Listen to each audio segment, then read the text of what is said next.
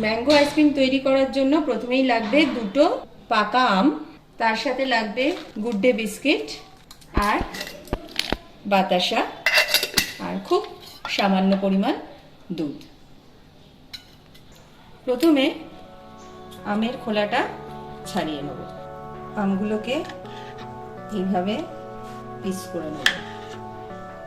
এবার দুটো good day biscuit এর মধ্যে দিয়ে দেবো।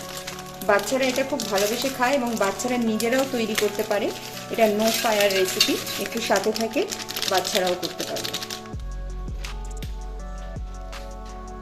এবার আমি মিক্সিতে বিস্কুটগুলো গুঁড়িয়ে নেব। বিস্কুটের পেস্টটা রেডি। পেস্টটার মধ্যে আমি আমটাকে দিয়ে দিয়েছি, এর মধ্যে আমি দুধটাকে দিয়ে দেবো। এই দুধটাকে আর আমটাকে ভালো করে এর মধ্যে পেস্ট করার আগে কিন্তু গুলিয়ে নিতে হবে। এরপর এটাকে আর একবার ব্লেন্ড করে নেব। মোটামুটি পেস্টটা রেডি হয়ে গেছে। এরপর একটু মুখে দিয়ে দেখে নেবেন যে মিষ্টিটা ঠিকঠাক হয়েছে কিনা।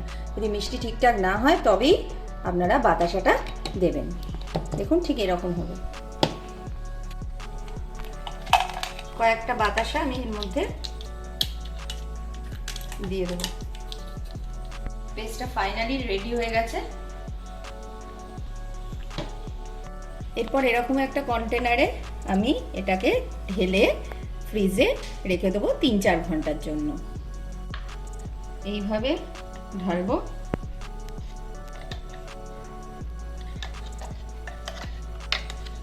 এরকম হয়ে যাবে জিনিসটা। এরপর আমি এটাকে কভার করে 2 থেকে 3 ঘন্টার মতো ফ্রিজারে রেখে দেবো। 1 eternity later 5 ঘন্টা পর আমি ফ্রিজ থেকে আইসক্রিমটা বের করেছি। দেখুন এটা কেমন হয়েছে, একদম সুন্দর বসে গেছে। কতটা ক্রিমি হয়েছে দেখেই বোঝা যাচ্ছে।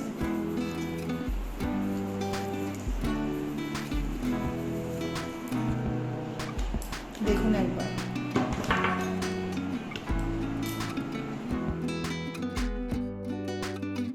এরকম আরও নতুন নতুন রেসিপি জানতে আমার চ্যানেলটাকে লাইক, শেয়ার এবং সাবস্ক্রাইব করুন।